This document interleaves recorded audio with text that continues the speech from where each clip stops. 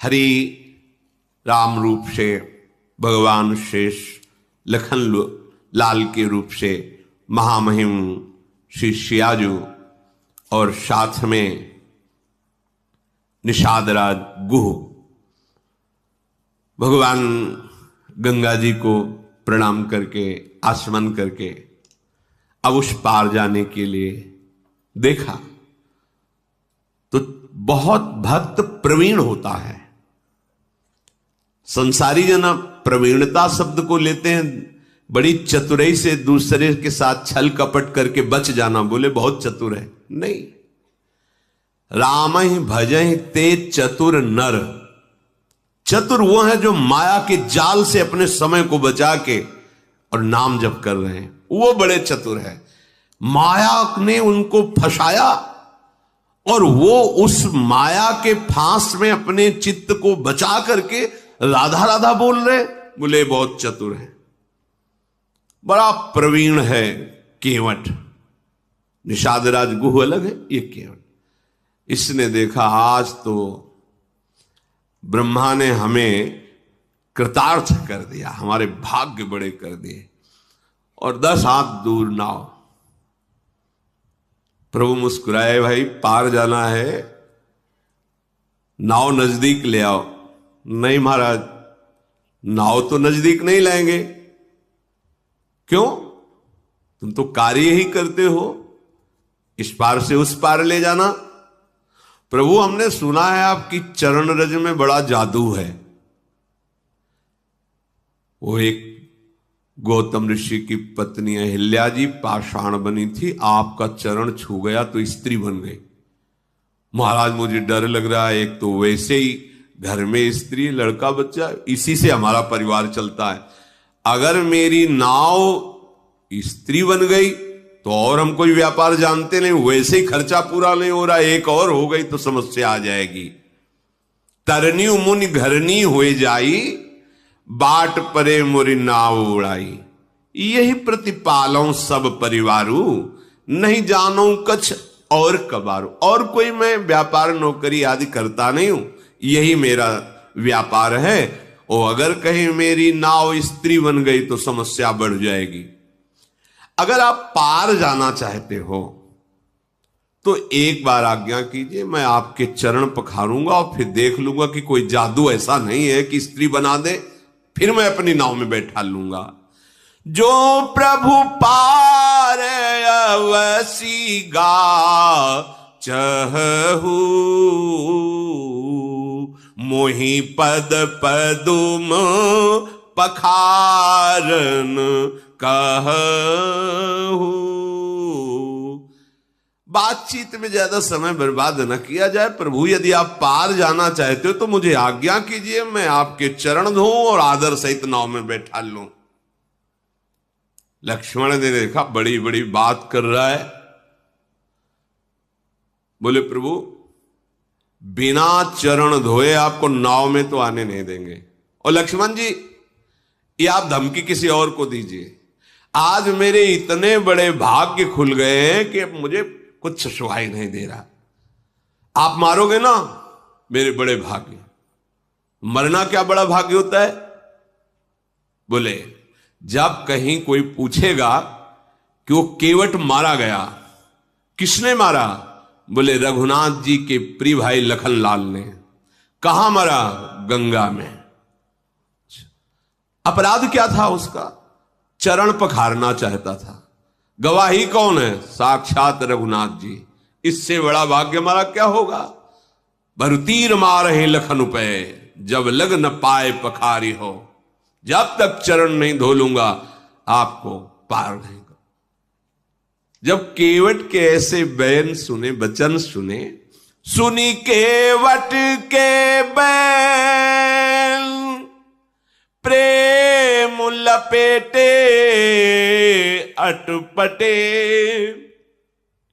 बिहसे करुणा ऐन, चितई जान की लखन तन। सियाजी और लखन जी की तरफ देखकर राम जी मुस्कुराए, कितना प्रवीण भक्त है, प्रेम से लपेटे हुए अटपटे वचन सुनकर प्रभु हंस पड़े। प्रभु ने कहा, भाई तुम्हारी नाव ना स्त्री बने और मुझे पार जाना ही है, तुम उपाय कर लो। कृपा सिंधु बोले मुस्काई, सोई करु जेहि तब नाव न जाई। बेगियानु जल पाए पखारू, होत विलंब उतार ही पारू। कृपा समुद्र भगवान श्री राम मुस्कुरा कर बोले, भैया तू वही उपाय कर जिससे तेरी नाव बच जाए। तुझे चरण ही पखारना है, जल्दी कर, चरण धो और मुझे पार उतार दे। देखो प्रभु का कृपा प्रसाद प्राप्त करके तुरंत भवसागर से पार हो जाते हैं जन। आज प्रभु निहोरा कर रहे केवट से, मुझे पार कर। जासु नाम सुमिरत एक बारा, उतरहि नर भव सिंधु अपारा। सोई कृपालु केवट ही निहोरा, जेहि जगु कीयति हूँ पगहु तिथोरा। जिनका नाम स्मरण करने से अपार भव समुद्र संसार से जीव तर जाता है, जिन्होंने 3 पग पृथ्वी मांगी और 2 में ही नाप ली, वो केवट से निहोरा कर रहे हैं गंगा पार करने के लिए। परम कृपालु प्रभु जी के वचन सुनकर गंगा जी भी अंदर ही अंदर बड़ी आनंदित हो रही कि मैं जिनकी चरण धोवन हूं, प्रभु निहोरा कर रहे मेरे से पार जाने के लिए। ओहो, साक्षात महा सामर्थ्यशाली होते हुए केवट से प्रार्थना कर रहे हैं। गंगा जी प्रभु के नख कांति को देखकर अपने प्रगट स्थान, यहीं से प्रकट हुई, बहुत प्रफुल्लित हो रही है। आज मैं धन्य हो गई, गंगा जी कह। प्रभु ने कहा शीघ्र करो ना, रुको महाराज, पहले से व्यवस्था की था। कठौता लाया, कठौती ले कि अगर बनेगा भी ना तो कठौता लड़का बनेगा, नाव खेने के काम में आएगा। केवट राम रजाय सुपावा, पानी कठवता भरी ले आवा। अति आनंद उमगी अनुरागा, चरण सरोज पखारन लागा। बरसी सुमन सुर सकल सिहाही, यही सम पुण्य पुंज को नाही। पद पखारी जलुपानु करी, आप सहित परिवार। पितर पारु करी प्रभु ही पुनि, मुदित गयो ले पार। प्रभु की आज्ञा होते ही कठौते में सुंदर जल भर कर लाया और प्रभु ने चरण पधराएगा। अब वो बहुत आराम से प्रभु के कोमल चरणारविंदों को धो रहा है। कैसी प्रेममयी दशा केवट, उसे देखकर बड़े बड़े ऋषि मुनि देवता पुष्पों की वर्षा कर रहे। धन्य भाग, धन्य भाग जो मुनियों के ध्यान में आने वाले चरणारविंदा, साक्षात केवट उन्हें धो रहा है, चरण कमल धोता जा रहा है। हृदय आनंद से लबालब भरा है, रोमांच हो रहा है। प्रभु ने कहा शीघ्र करो, उसको तो शुद्ध ही भूल जाती, चरण पकड़ करके फिर धोता। प्रभु ने कहा जल्दी करो, मुझे पार जाना है। अपने वस्त्र से फिर प्रभु के चरण पहुंचे, अहो भाग्य। फिर जो चरणोदक है पान किया। चरणोदक प्रभु का पान करते ही जितने उसके पितर थे सब भगवत प्राप्त हो गए। पितर लोक में जितने पितर थे सब भगवत प्राप्त हो गए। जो उसका पूरा परिवार था उसका भगवत प्राप्ति निश्चित, जैसे पास बन गया हो। पद पखारी जलपान करी तो आप सहित परिवार और पितर पारो। आप पूरा परिवार पितर सब भगवत धाम के वासी, सब परम पद के अधिकारी। इसीलिए ये नहीं सोचना चाहिए कि हमारे परिवार का क्या होगा। यदि आप भगवत भजन करते धर्म से चलते हैं तो पूरी जिम्मेवारी लोक परलोक की प्रभु स्वयं योगक्षेमम वहाम्यहम् प्रणत कुटुंब पाल रघुराई। भगवान अपने भजन करने वाले के परिवार का भी महामंगल कर देते हैं, उसका भी पालन करते। देखो प्रभु के चरण धोए, चरणामृत पान किया तो आप सहित परिवार पितर पार करी। प्रभु को बाद में पार कर रहा है गंगा जी से, पहले प्रभु ने उसका उद्धार, उसके परिवार का, परम पद का और पितरों का जो वो सब भगवत प्राप्त, परम पद प्राप्त। प्रभु को गंगा पार के बार बार मुख माधुरी देखते हुए नौका चला रहा है।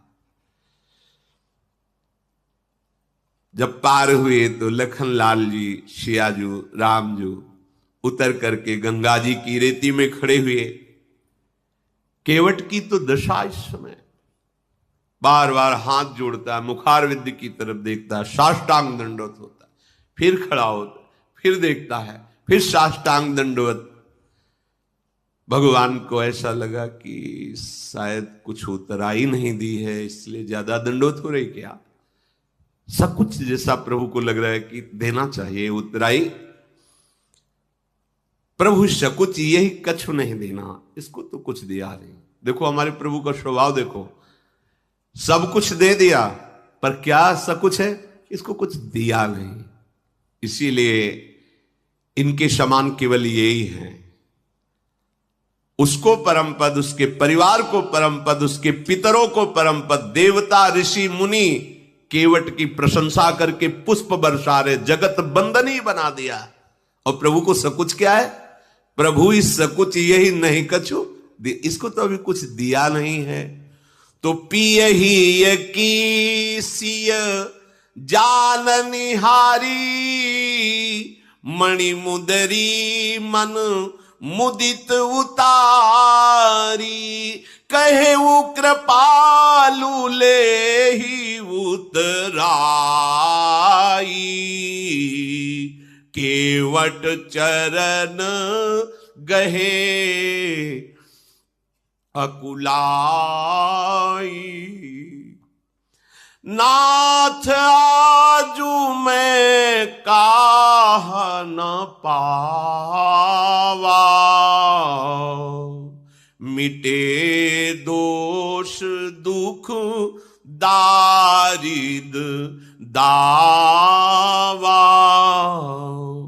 बहुत काल में किन्ह मंजूरी, आजू दीन विधि बनी भली पूरी, अब कछु नाथ न चाहिए मोरे,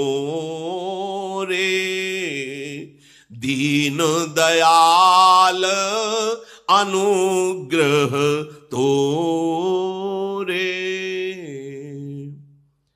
प्रभु के हृदय की बात जानने वाली सियाजू ने अपनी अंगूठी उतारी जो मणि जटित थी, कहा प्रभु दे दीजिए।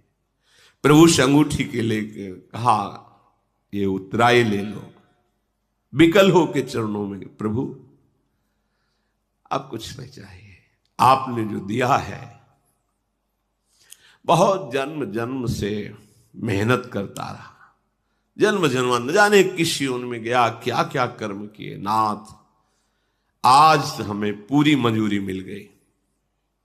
क्या पूरी मंजूरी क्या है? आपके चरणारविंद का स्पर्श, आपके चरणों की सेवा और आपके चरणों का प्रेम। अब नाथ मुझे कुछ, अब मैं तृप्त हो गया हूं, अब कृतकृत्य हो गया हूं, अब कोई चाह नहीं रह गई है। नाथ आपको पा लिया तो आज सब कुछ पा लिया, अब कुछ पाना बाकी नहीं रहा। मेरे दोष, मेरे दुख, मेरी दरिद्रता सब नष्ट हो गई। आपके चरणों का स्पर्श करते ही मेरे हृदय में जो परमानंद, अब इससे बढ़कर कोई भेंट नहीं है। दीनदयाल आप कृपा कीजिए, अब मुझे कुछ देकर, ऐसी बात मत, अब मुझे कुछ नहीं चाहिए। प्रभु बार बार करे कि ले लो ना, नहीं ठीक है, वो सब ठीक है, आप ले लो। जब केवट ने देखा बार बार प्रभु आज्ञा कर रहे, तो हाथ जोड़ के कहा, प्रभु अभी नहीं, जब आप लौट के आओगे ना वनवास पूरा करके, फिर आप जो दोगे मैं प्रसाद समझकर स्वीकार कर लूंगा।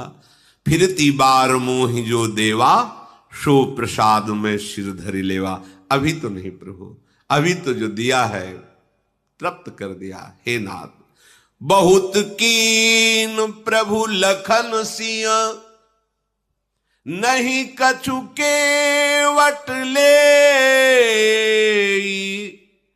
विदा कीन करुणा यतन। ध्यान दीजिए, बहुत प्रयास कर रहे हैं प्रभु लक्ष्मण जी, सिया जी, लेकिन केवट कुछ नहीं ले रहा। भगवान फिर दे रहे हैं। क्या? ये मिलना बड़ा कठिन है। बहुत कीन प्रभु लखन सिय, नहीं कछु केवट ले, तू विदा कीन करुणा यतन, भगति विमल बर दे। जाओ, तुम्हारे हृदय में प्रेम लक्षणा, अखंड भक्ति, अविरल भक्ति, ये दुर्लभ है, इससे बढ़कर कोई लाभ नहीं है। करुणा के धाम प्रभु अपने श्री चरणों का प्रेम प्रदान के, नहीं कछु केवट ले, तो फिर क्या दे? प्रेम। पाई रस भक्ति गूढ़, जुग जुग जग दुर्लभ भव इंद्रादि विधिम, आगम अरु निगम पुराण अगोचर। वो महाप्रेम। फिर रघुनाथ जी ने महादेव जी को शरणवा करके गंगा जी से नमन करके आज्ञा ली। सीता जी ने भी गंगा जी को प्रणाम किया और कहा, आपके आशीर्वाद से 14 वर्ष पूरे होकर जब वापस होंगी तो आपको पुनः प्रणाम करेंगी, आपकी आराधना करेंगी। पति देवर संग कुशल बहोरी, आय करो जेहि पूजा तोरी। आप ऐसी कृपा कीजिए। तो गंगा जी की धारा से वाणी प्रकट हुई। सुनी सीय विनय प्रेम रस सानी, भई तब विमल बारी बर बानी। सुनु रघुबीर प्रिया वैदेही, तब प्रभाव जग विदित न केहि। लोकप होहि बिलोकत तोरे, तो ही से वही सब सिद्धि कर जोरे। तुम जो हम ही बड़ी विनय सुनाई, कृपा कीन मोहि दीन बड़ाई। तदपि देवी मैं देवी असीसा, सफल हो निहित निज बागीसा।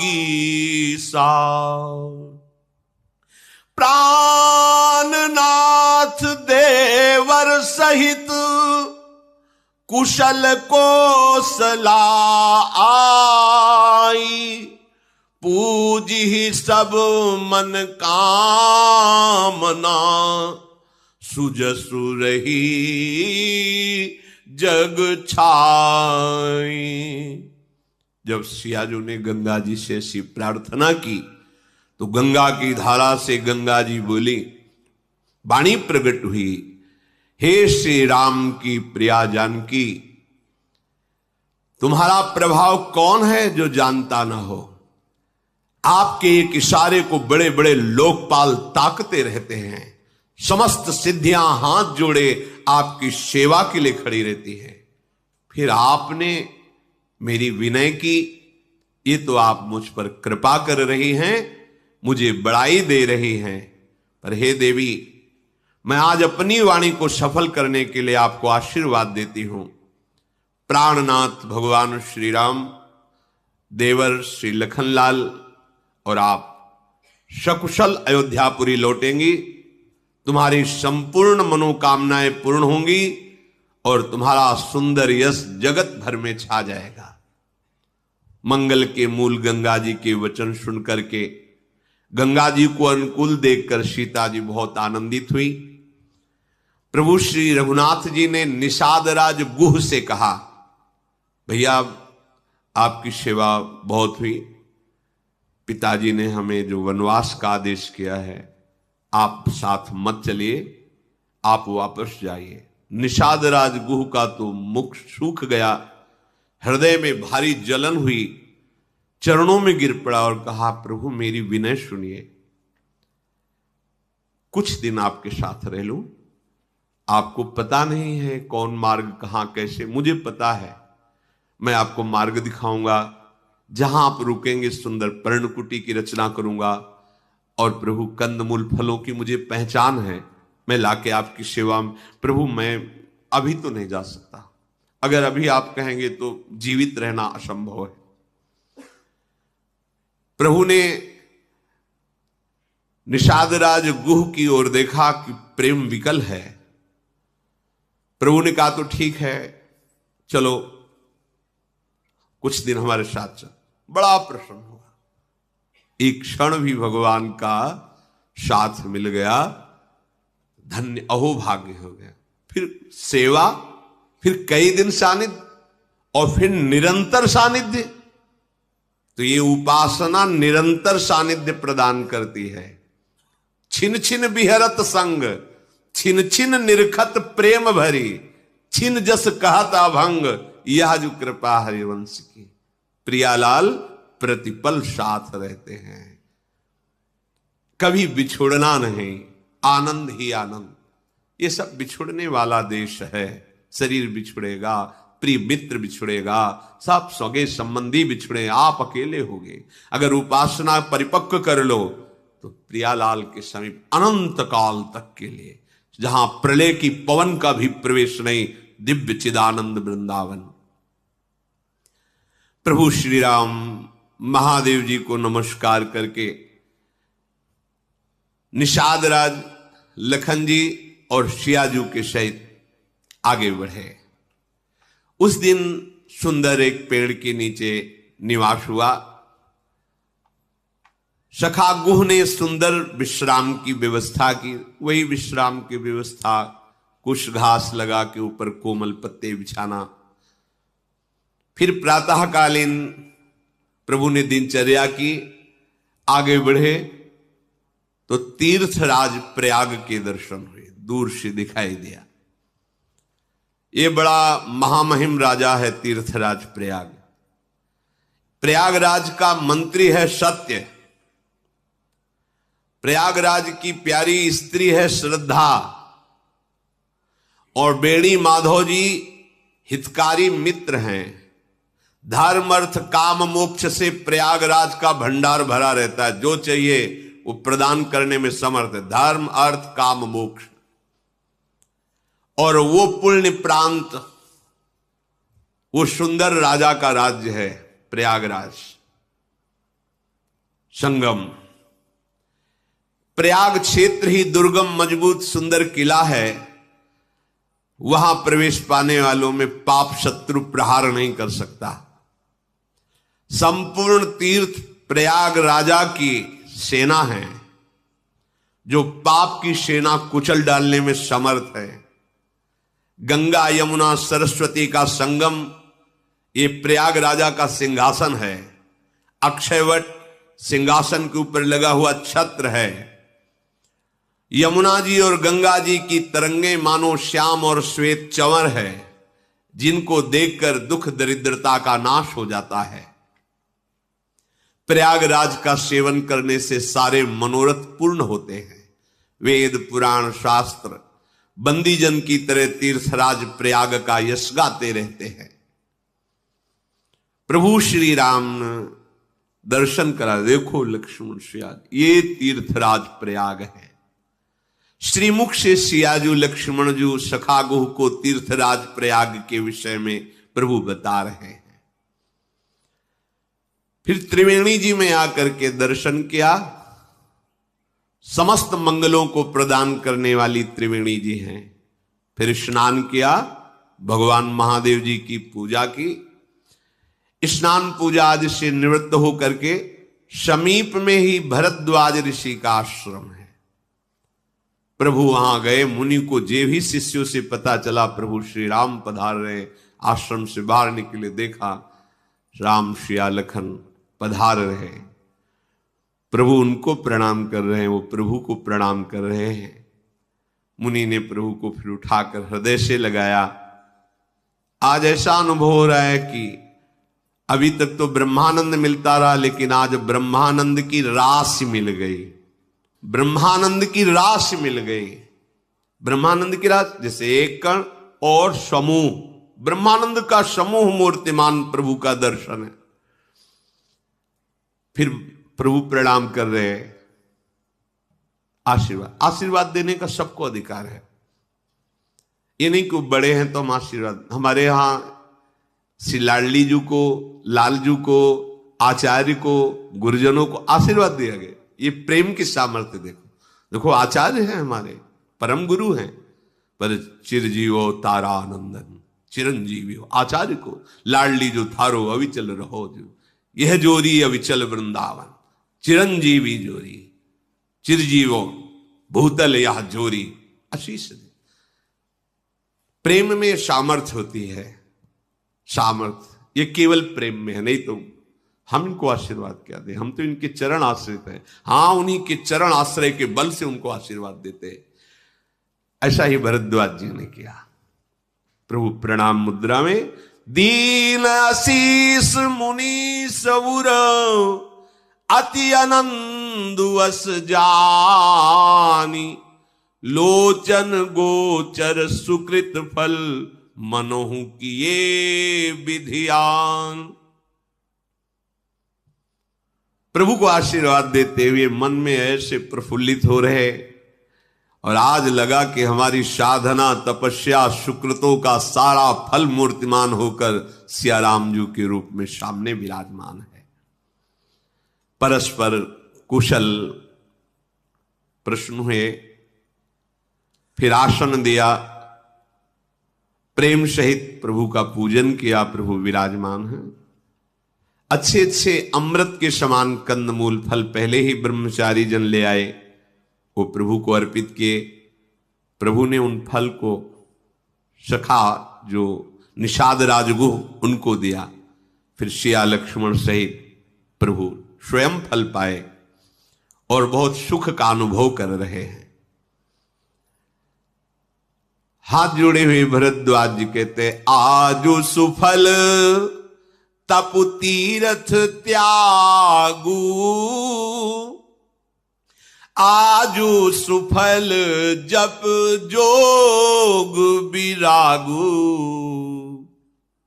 आज मेरा तपस्या, तीर्थ स्नान, त्याग, जप, योग, वैराग्य आज सफल हो गया। क्यों? क्योंकि आपका साक्षात्कार हुआ। सब साधना का फल क्या है? प्रभु का साक्षात्कार हो जाना। लाभ अवधि सुख अवधि न दूजी, तुम्हारे दरस आस सब पूजी। इससे बड़ा कोई लाभ नहीं, इससे बड़ा कोई सुख नहीं, क्या अपने नेत्र प्रभु को देख पाए एक बार, यह संभव नहीं है। ये मलिनता ऐसा अंदर कमजोरी पैदा कर, हम कहां प्रभु को देख पाएंगे। नहीं नहीं, हम कोई और जाति के नहीं हैं, हम कोई और किसी के नहीं हैं, प्रभु कोई और नहीं है, वही अपने हैं, वही अपने, उन्हीं का अंश हो। अपने से मिलने में क्या परेशानी। आपने प्रभु को अपना नहीं माना, व्यक्ति वस्तु स्थान को अपना माना है, इसलिए आपको लगता है कहां भगवान, कैसे भगवान मिलेंगे। हम आपको सच्ची बात कहते, प्रभु को प्राप्त करने जैसा सरल कार्य कोई नहीं है, क्योंकि वो है, हमारे है। बस कठिन कार्य है संसार के संबंध को त्यागना। प्रभु का मिलना कठिन नहीं है। पहले ऐसा लगता था कि भगवत प्राप्ति बहुत कठिन, और फिर श्री जी की कृपा से यह बात समझ में आई कि भोगों का त्याग करना, संसार के राग का त्याग करना कठिन है, भगवत प्राप्ति कठिन नहीं है। इसीलिए कठिन शब्द लगा देते हैं कि इधर हम छोड़ नहीं पाते, उनको अपना नहीं कह पाते। अगर उनको अपनापन दे दीजिए तो आपको खुद बताना नहीं पड़ेगा, वो आपके मानस पटल पर, आपके हृदय सिंहासन पर खेलते नजर आएंगे। वो हैं, यही हैं, अभी हैं, इसी समय हैं, पर हमारी चाह नहीं है, हमारा कोई अपना है, हमारा कोई बल है, कोई और आस है, कहीं और विश्वास है। इसलिए हृदय में बैठे हुए भी मुनि की तरह शांत हैं। नहीं, अभी लीला बिहारी की लीला प्रकाशित हो जाए, यदि उनके सिवा कोई आपके जीवन का अस्तित्व ना हो। जब तक कर्म वचन मन से छल छोड़कर मनुष्य आपका दास नहीं हो जाता, तब तक करोड़ों उपाय करे वो आपको नहीं देख पाएगा, वो स्वप्न में भी ये सुख प्राप्त नहीं कर पाएगा। कर्म वचन मन छाड़ी छलू, जब लगी जनू न तुम्हार, तब लगी सुख सपन्यों नहीं, किए कोटि उपचार।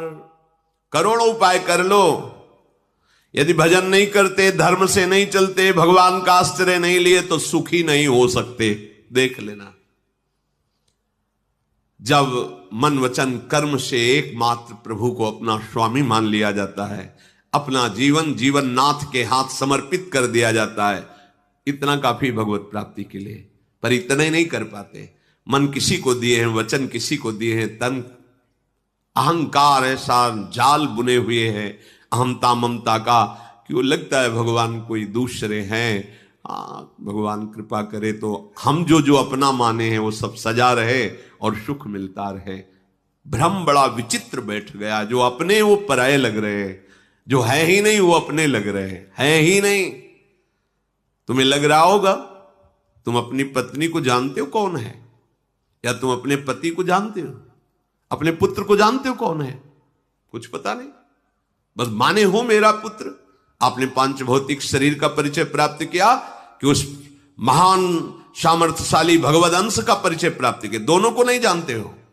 अगर जानते होते तो भ्रम नष्ट हो जाता। बे अनजाने में अपना माने हुए हो, और जानो या ना जानो, मानो या ना मानो, प्रभु तो तुम्हारे थे, हैं, रहेंगे।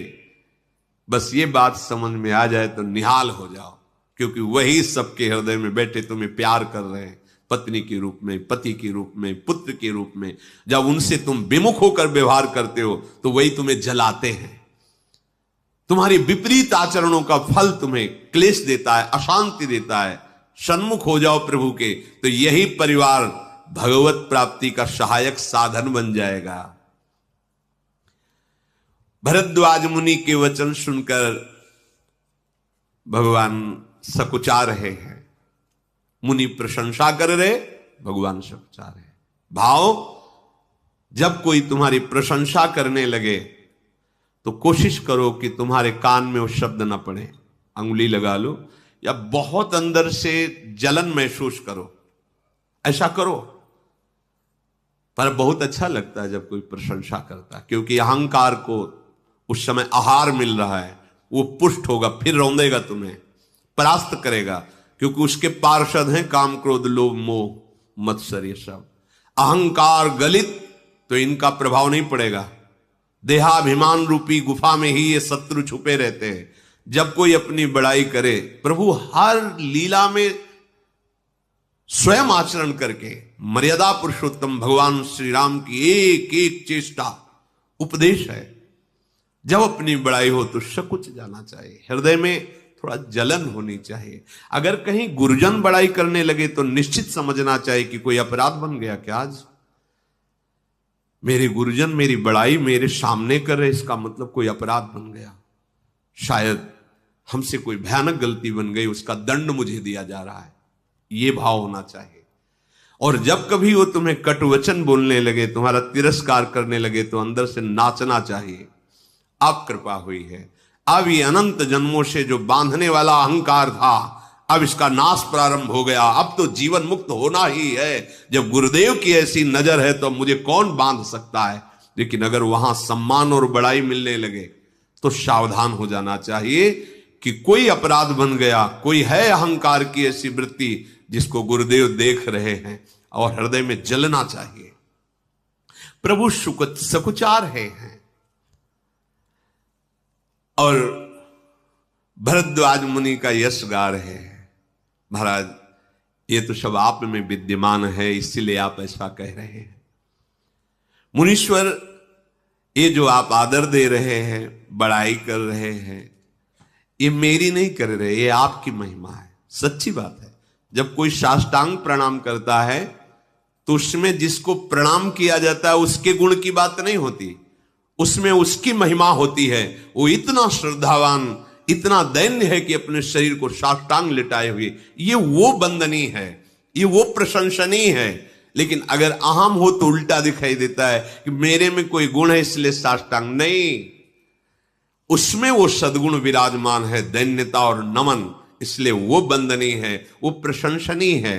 प्रभु ठीक ऐसा ही कह रहे हैं भरद्वाज जी से। आपने जो वचन, आपने जो आदर सत्कार, ये आपकी महिमा है, ये आपका ऐसा महान हृदय है प्रभु।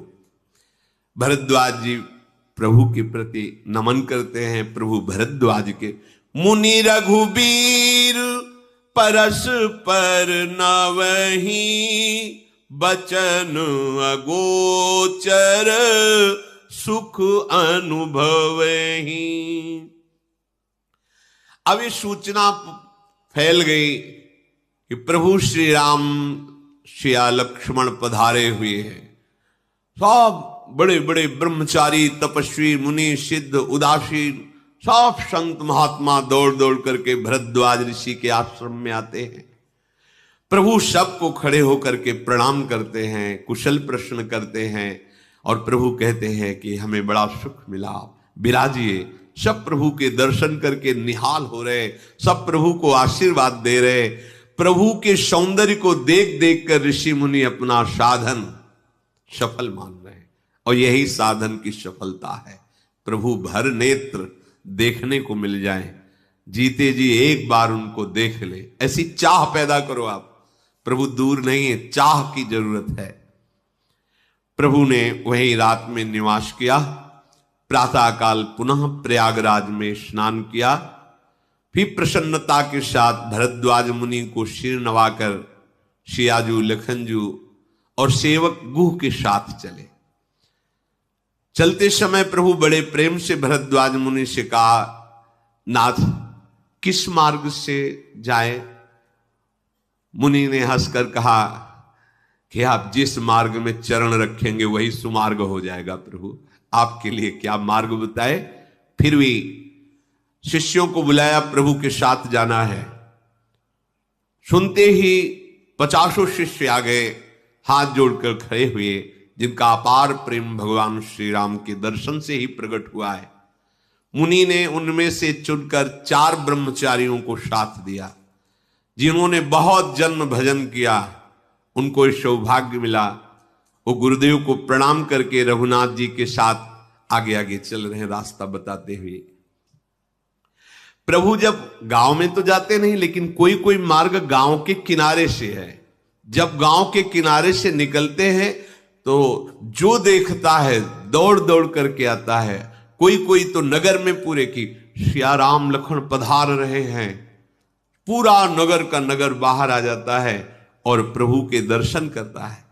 सबके आंखों में आंसू होते हैं। काफी दूर जाने के बाद भगवान श्री राम ने हाथ जोड़कर ब्रह्मचारियों से कहा, अब आप वापस लौट जाओ। पर मानो नेत्रों से कुछ चाह रहे हैं। प्रभु ने देखा तो प्रभु ने उन्हें अपनी अनन्य भक्ति प्रदान की। फिर वो वापस हुए, यमुना जी के उस पार उतरे और उतर करके यमुना जल में स्नान किया जो प्रभु श्री राम के शरीर के रंग वाली है, परेश वर्ण रूपिणी, श्याम रंग वाली।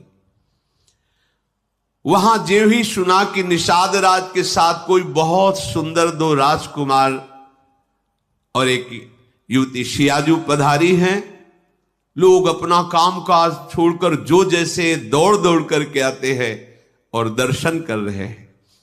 परिचय जानने की मन में बड़ी लालसा है, पर प्रभु से बात करने की हिम्मत किसी को नहीं पड़ रही। जो वयोवृद्ध जन हैं वो बताने लगते हैं कि हमें पता है ये चक्रवर्ती सम्राट महाराज दशरथ के पुत्र श्री राम, ये लक्ष्मण और ये उनकी प्रिया हैं। कैकेयी माता और महाराज दशरथ जी ने इन्हें वनवास दे दिया है।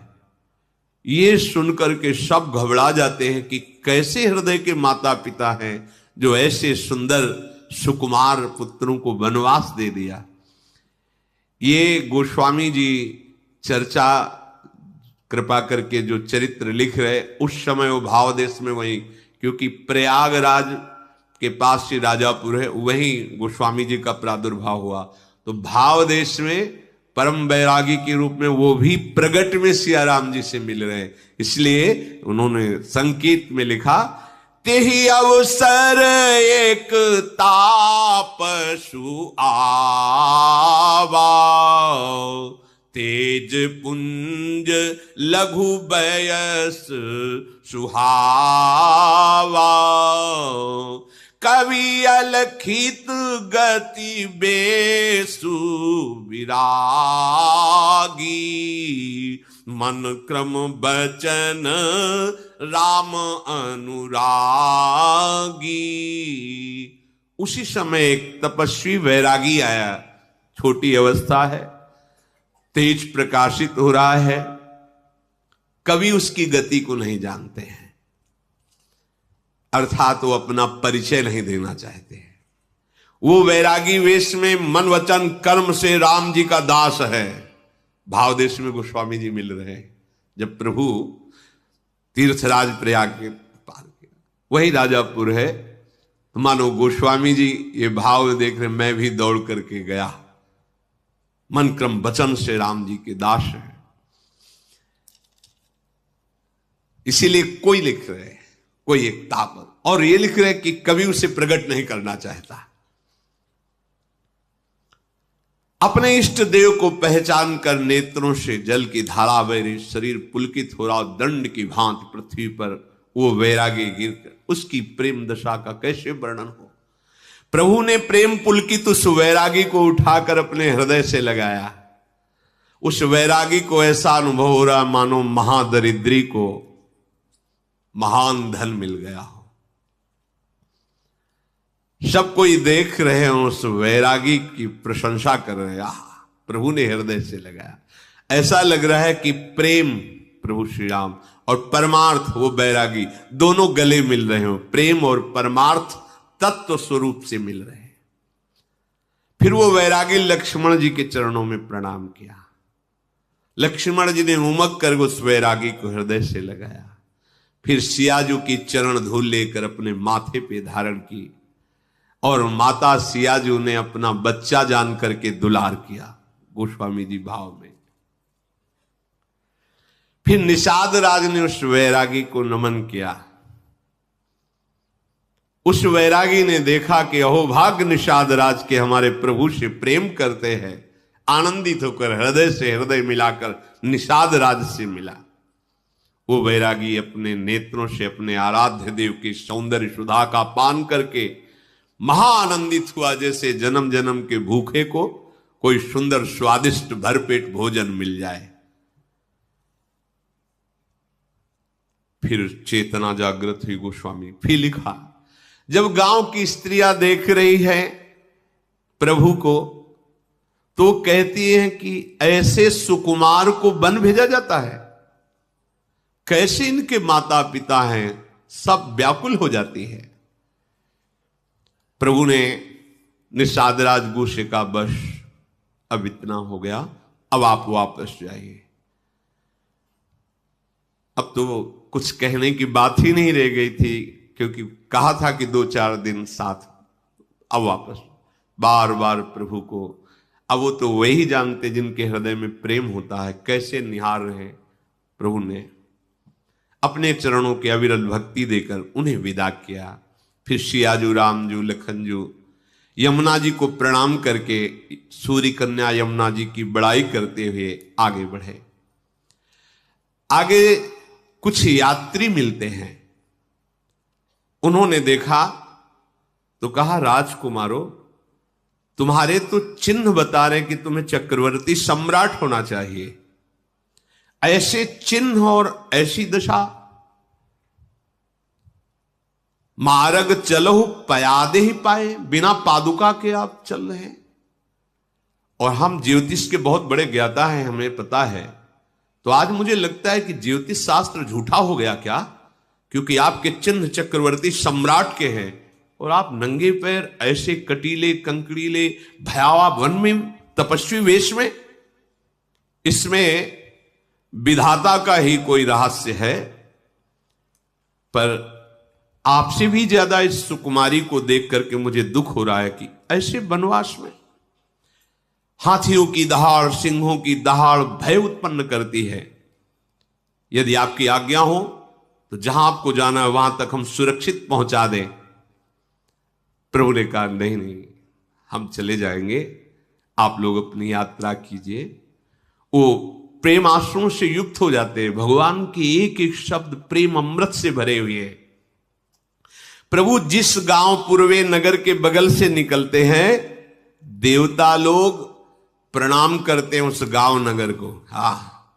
आज ये धन्य हो गए नगरवासी जो मुनियों के ध्यान के विषय उन प्रभु का साक्षात दर्शन करते हैं। किस शुभ घड़ी में इस नगर की रचना हुई होगी जहां से भगवान नजदीक से निकल रहे हैं। जहां जहां राम चरण चली जाही, तिनु समान अमरावती नाही। पुण्य पुंज मग निकट निवासी, तिन्हि सराहि सुरपुर बासी। जे भरि नयन बिलो कहीं रामहि, सीता लखन सहित घन श्यामहि। जहां जहां प्रभु श्री चरण पधराते हैं, उस स्थल के समान अमरावती भी नहीं है। वहां आसपास रहने वाले जो नगर नारी हैं, उनके पुण्यों की बराबरी देवता भी नहीं कर सकते, क्योंकि भर नेत्र प्रभु को देख रहे हैं।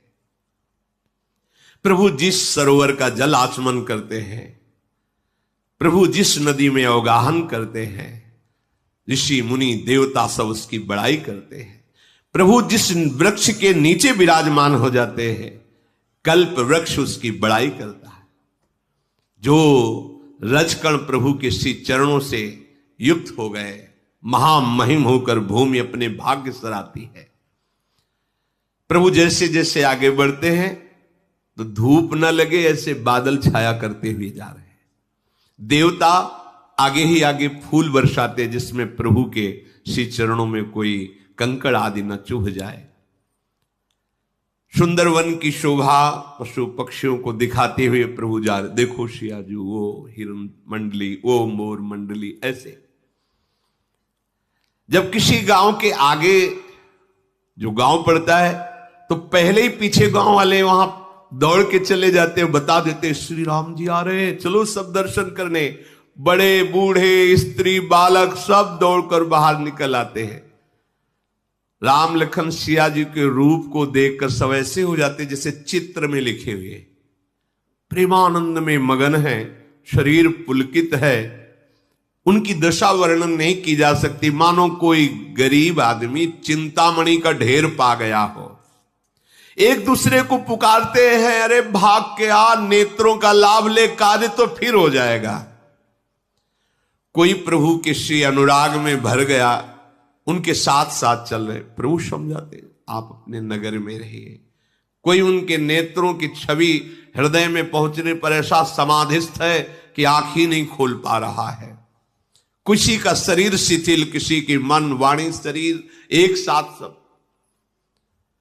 जब प्रभु ने उस नगर के वासियों को इतना प्रेम विवश देखा, कुछ लोग दौड़ करके आगे गए, कहा प्रभु ये वट वृक्ष है, थोड़ी देर बैठ जाओ, हमारे अहोभाग्य।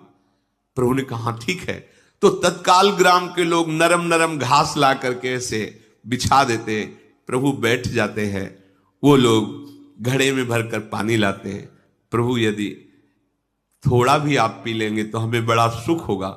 प्रभु उनकी भाव की रक्षा के लिए उनके घड़े से जल पीते हैं। सियाजू लखन रामजू विराजमान हैं।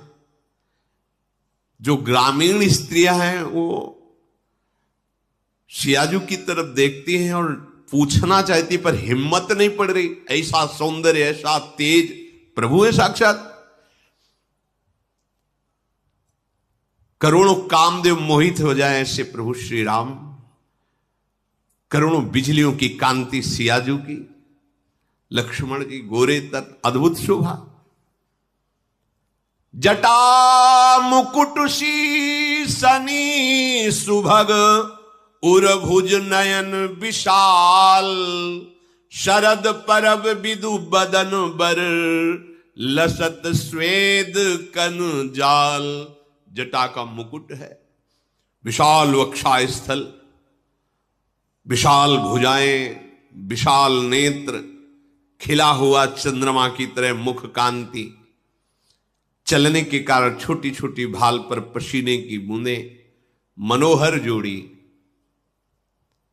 जो देखता है अहो भाग्य। प्रेम के प्यासे गांव के सब लोग घेर लेते हैं प्रभु को। गांव की जो स्त्रियां हैं धीरे धीरे नजदीक जाती है सियाजू के। पांव लगी, गांव की चरण छुई, पांव लगी। गांव में ऐसी भाषा, पांव लगी मतलब आपके चरण छूते। सियाजी सकुचा जाती है, वो सब जाके पांव लगी सियाजू से कहती है। हम कुछ कहना चाहती पर डर लगता है, पूछे आपसे? सियाजू ने कहा हाँ पूछो। ये दोनों राजकुमार कौन है आपके? आप इनकी कौन है? ये कौन है? अब सियाजू कैसे उत्तर दे? ये दोनों राजकुमार इतने सुंदर हैं कि आज तक हमने सुंदरता ही नहीं देखी ऐसी। एक श्याम, एक गौरवन, किशोर अवस्था, इनके शरद कमल के समान खिले हुए नेत्र। बता सकते हो कि आपके कौन है? कोटि मनोज लजावनिहारे, सुमुखी कहू को आही तुम्हारे। यदि पूछने में मुझे डर लगता है, पर मन में बड़ी उत्सुकता है, पूछे बिना रहा नहीं जा सकता। आप बताइए कि ये जो करोड़ों कामदेव की सौंदर्यता का मर्दन करने, ये आपके कौन लगते हैं? ये कौन है? सियाजू मुस्कुराई और परिचय बता रहे। ये जो गौरवर्ण वाले हैं ना, फिर रुक जाती है। ये जो गौरवर्ण वाले हैं ये हमारे देवर हैं।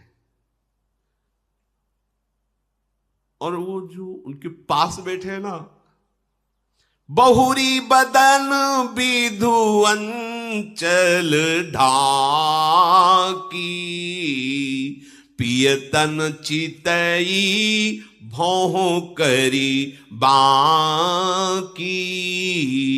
खंजन मंजू तीरी थे नयननी, निज पति कहे वो तिन्हि सिय शयननी। ये गौर वर्ण वाले किशोर मेरे देवर हैं, और तिरछी चितवन से मंद मुस्कान, वो जो सांवरे है ना, आगे की बात कही नहीं, नेत्र से बताया कि जो सांवरे है ना मेरे पति हैं। ये बात सुनते ही गांव की जो स्त्रियां बार बार चरणों में पड़ रही, फूली नहीं समा रही, कह रही हाँ तुम्हारे पति कितने सुंदर हैं। गांव की सब सिया जी को बहुत अच्छा लग रहा है, भोला भाला स्वरूप गांव का, और गांव के लोग बातें, और गांव की जो स्त्रियां बातें कर रही, वो कहती है वैसे तो हमारी सामर्थ्य नहीं कि हम आपको आशीर्वाद दे सके, पर अगर कुछ भी सुकृत हैं हमारे तो हे विधाता, जब तक भगवान शेष के फण पर ये भूमि रहे तब तक सियाजू तुम्हारा सुहाग अमर रहे, ऐसा अचल रहे, तुम सदा सौभाग्यवती हो। गांव की स्त्रियां ऐसे, यद्यपि हम आशीर्वाद देने लायक नहीं हैं, पर अगर हमारे सुकृत हैं तो उनका फल ये हो कि जब तक भगवान शेष के फण पर भूमि विराजमान, सियाजू आपका सुहाग अखंड रहे। भगवान शिव पार्वती की जैसी जोड़ी आपकी सदैव अविचल रहे। आपसे प्रार्थना है कि जब आप इस रास्ते से लौटे, एक बार हमें नेत्रों का और लाभ दें। हम सब आपकी दासी हैं, इंतजार करेंगे आपका। गांव की ऐसे सिया जी से बात कर रहे हैं। भगवान श्री राम ने इशारा किया, लखनलाल और सियाजू चल पड़े। गांव के लोग पीछे लग जाते, जिस गांव से निकलते प्रभु फिर उनको सम्मान कर प्रेम बाणी से वापस करते हैं।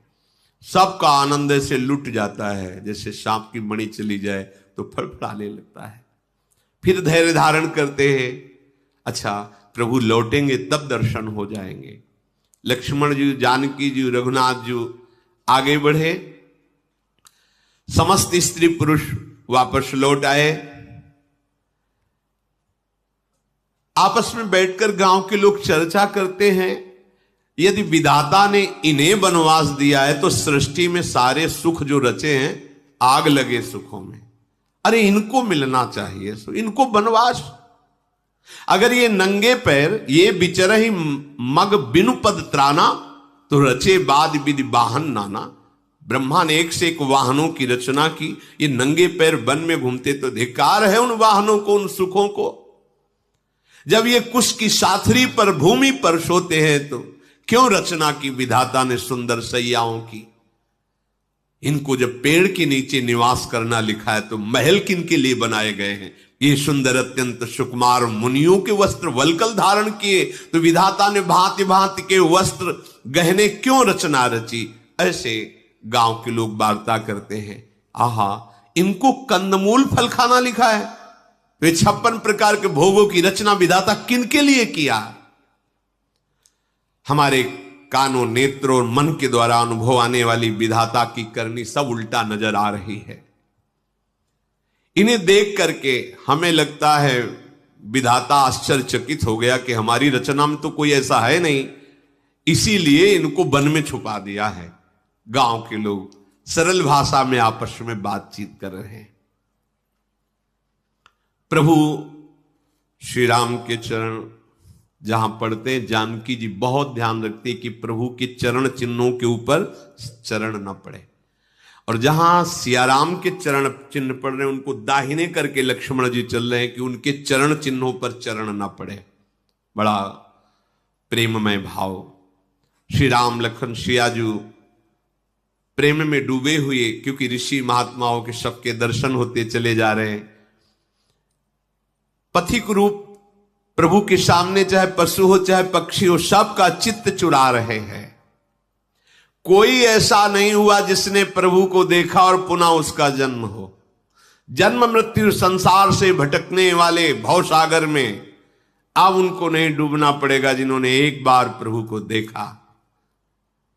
अजहू जासुर सपने हूं काऊ, बसहु लखनु सिय राम बटाऊ, राम धाम पथ पाई सोई, जो पथ पाऊं कबहू मुनि कोई।